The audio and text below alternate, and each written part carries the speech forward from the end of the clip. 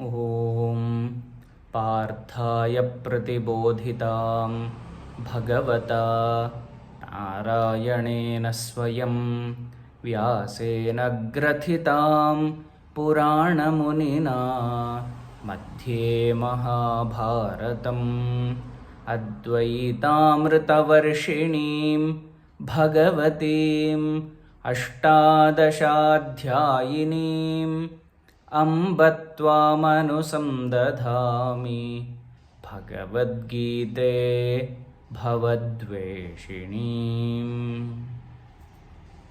नमः सर्वेभ्यः पुनरपि स्वागतम्। These four streams of yoga, which are very popular in the field of yoga, Jnana Yoga, Karma Yoga, Bhakti Yoga and Raja Yoga,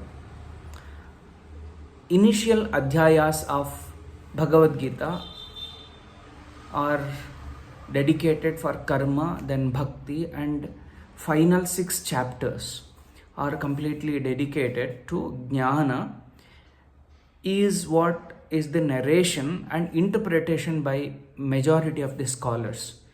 And aptly there are many indicators to support this very idea why in between 6 chapters from 7th to 12th chapter are connected heavily on bhakti. In the transition of these two yogas, karma and bhakti, few shlokas we saw in the previous discussion. Bhagavan says, Mayasaktamanav partha yogam yunjan madashrayah asamshayam samagram mam yathajnasyasi tachruno. Listen to me, what is my tattva, true quintessential existence, reality of me.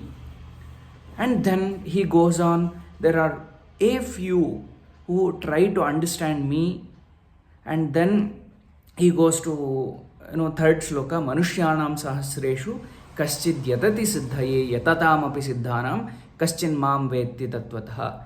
Those are the rarest of living beings in the form of human beings who try understanding me with the reality, and of them only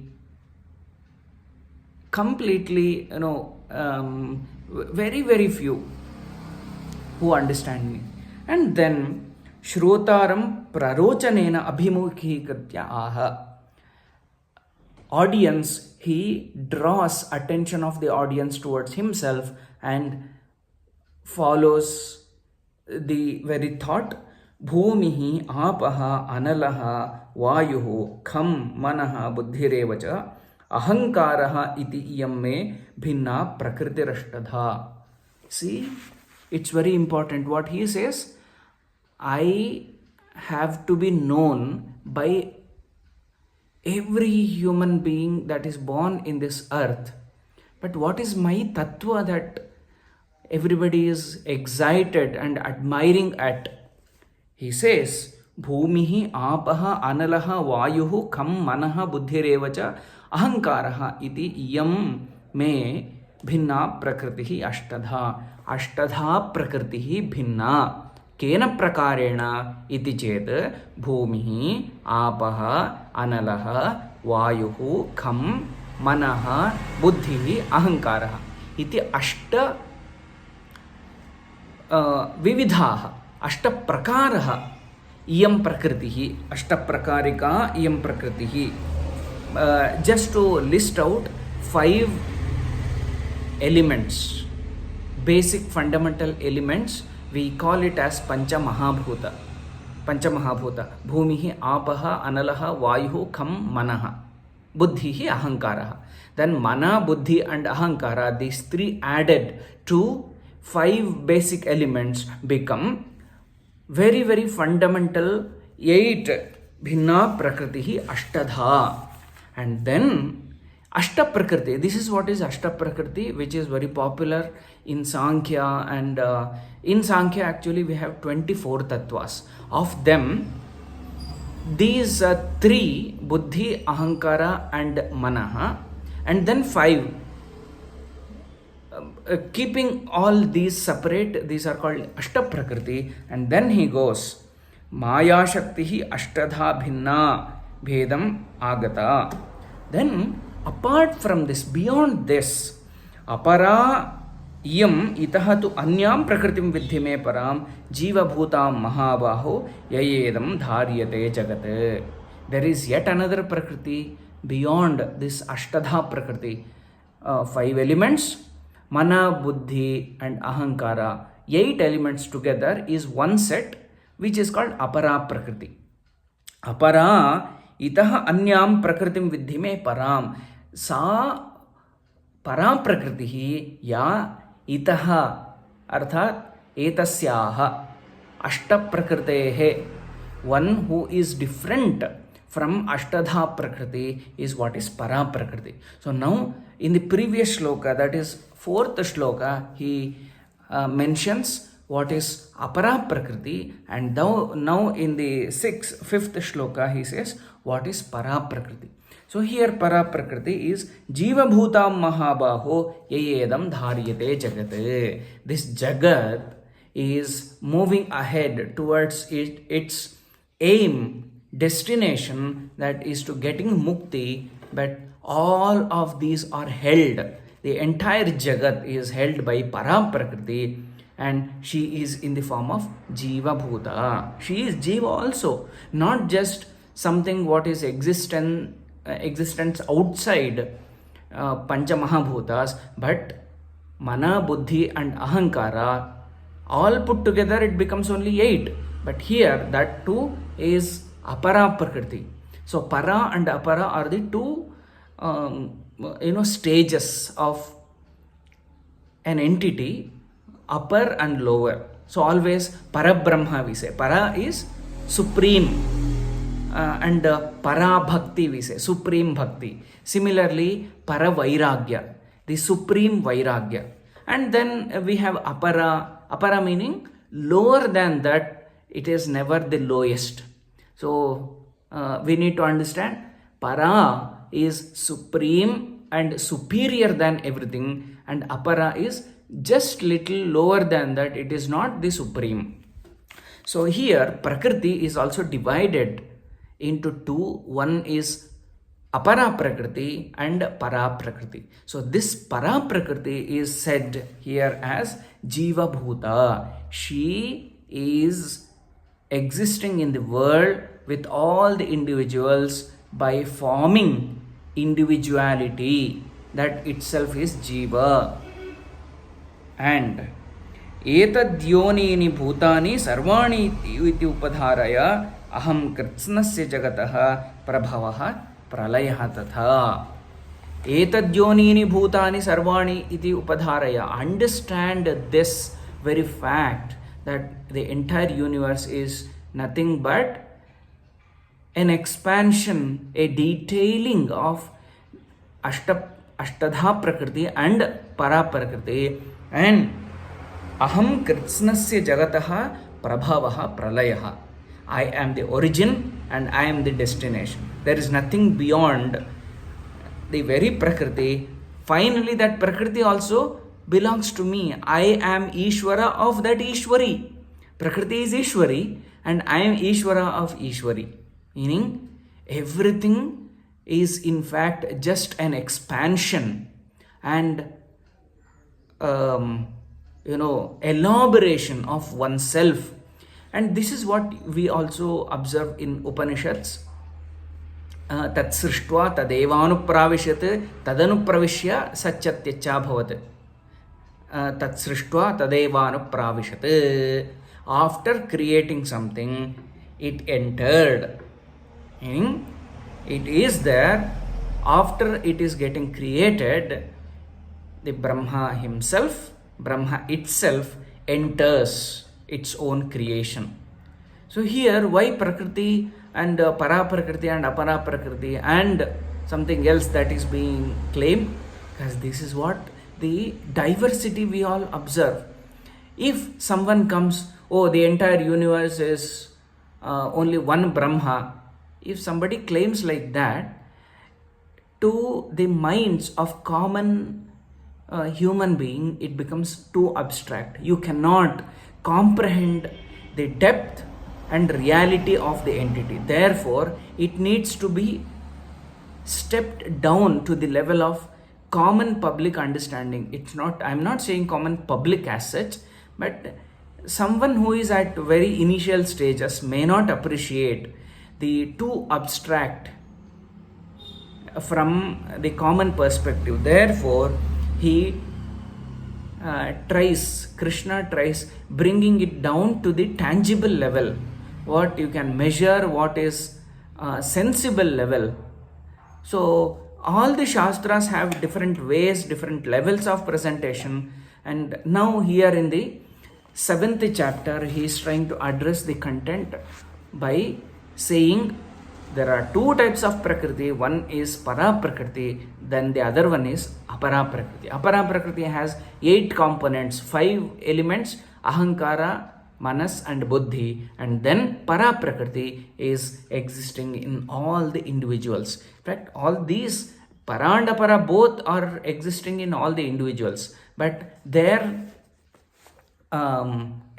external and internal existence, that is what is claimed.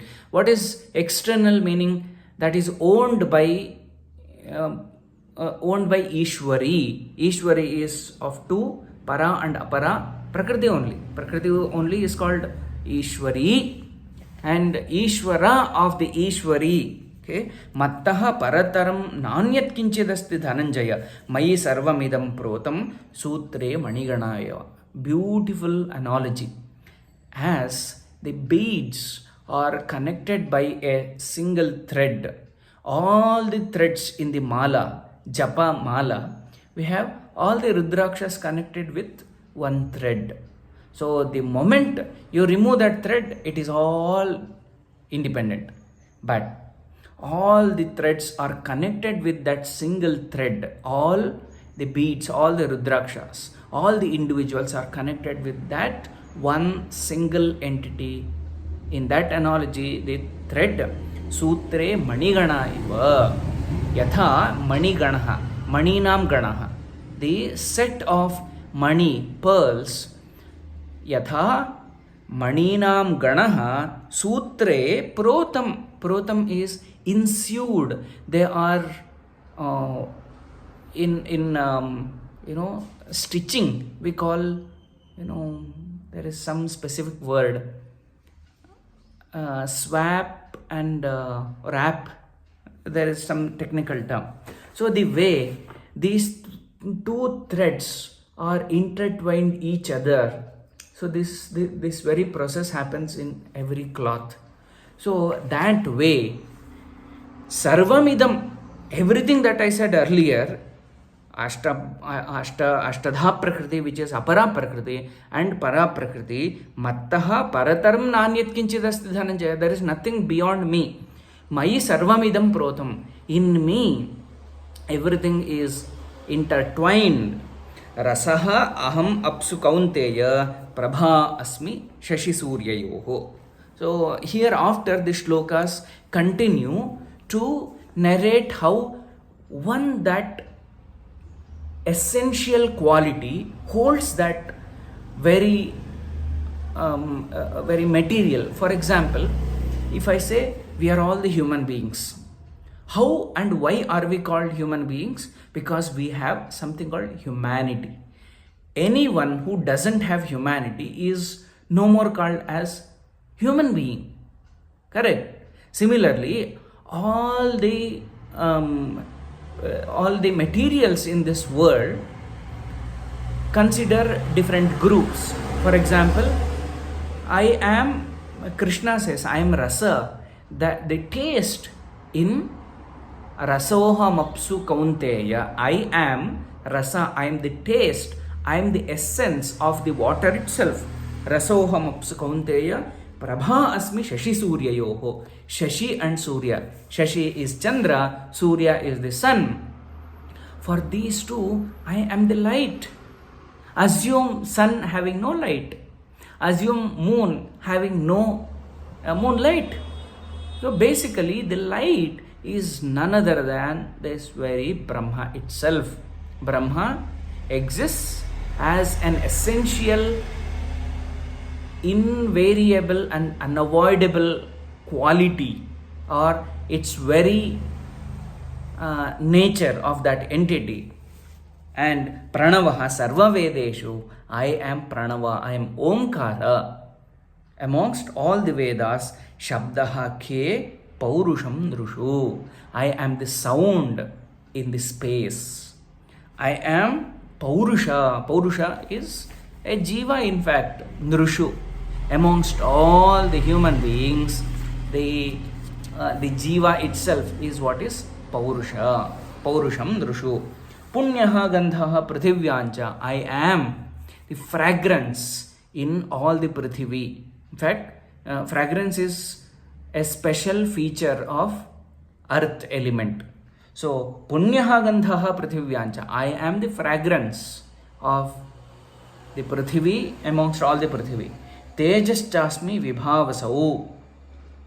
And Jivanam Sarvabhuteshu, I am the very Jiva itself.